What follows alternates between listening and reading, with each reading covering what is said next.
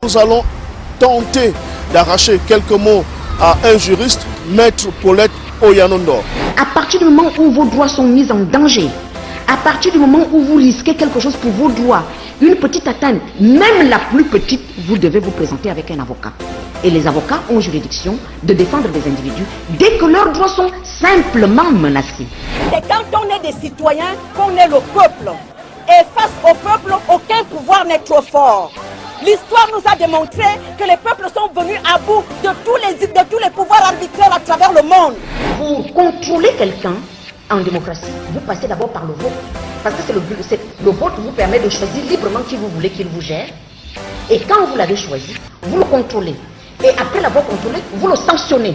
Et ça se fait en démocratie par le bulletin de vote exclusivement. Le Gabon est un pays où il faut tout banaliser dès que ça concerne la politique. Dès que ça concerne les hommes politiques, on banalise tout, on minimise tout. Et du coup, on insensibilise la population qui s'habitue à la barbarie.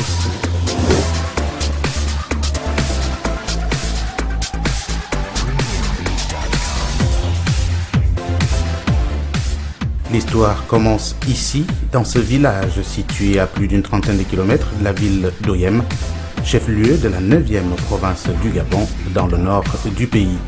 C'est l'histoire d'une femme, aînée d'une fratrie de 6 enfants.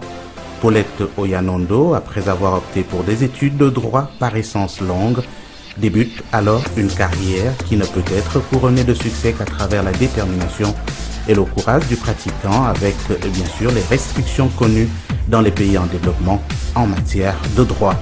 Avocate au barreau gabonais depuis plusieurs décennies, Maître Paulette Oyanondo, sa verve et son ton, noué parfois de rage, finira par faire d'elle une des avocates du barreau gabonais bien connue pour son combat pour des causes nobles, en fait pour la justice sociale, dans la reconnaissance des droits des citoyens qui au Gabon avaient une totale méconnaissance des leurs, surtout dans ce pays où il n'y avait aucune possibilité de jouir entièrement de tous ces droits.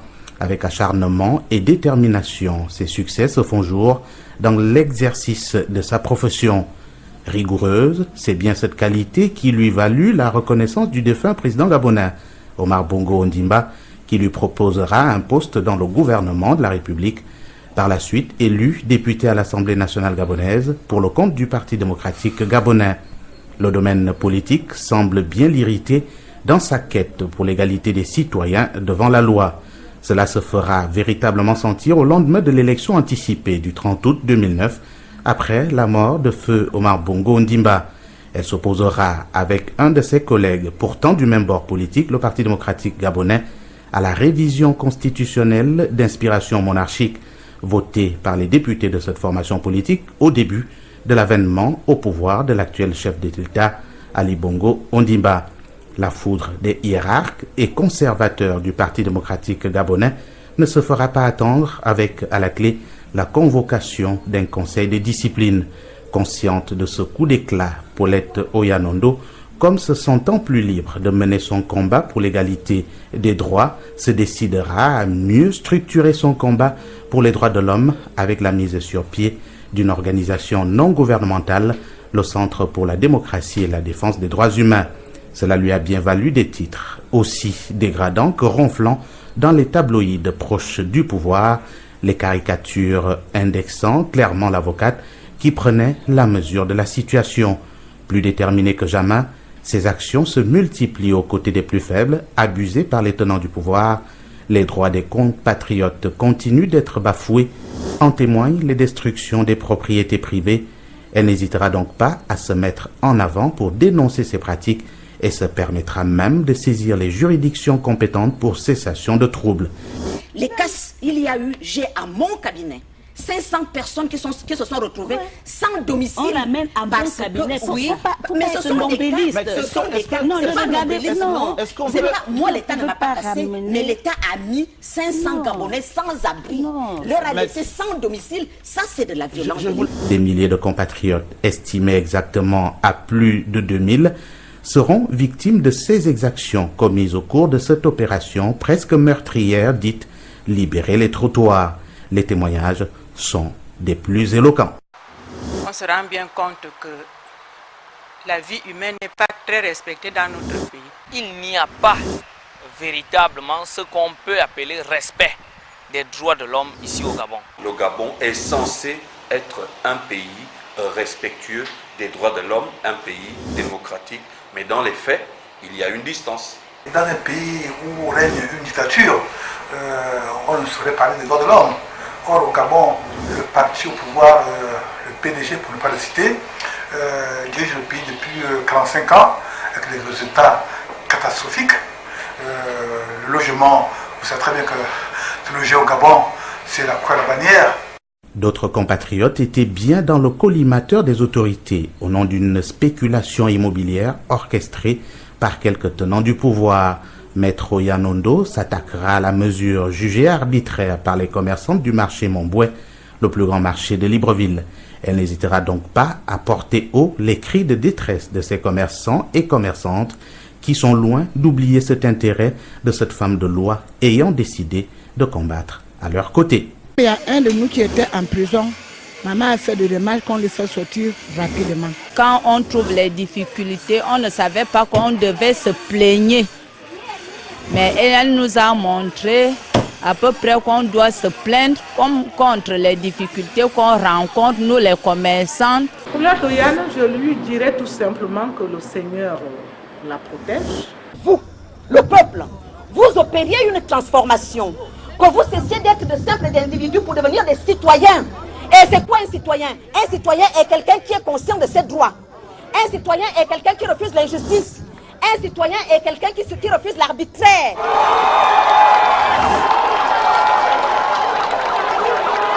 Chacune des interventions de Paulette Oyanondo devait être relayée avec les moyens offerts par la technologie.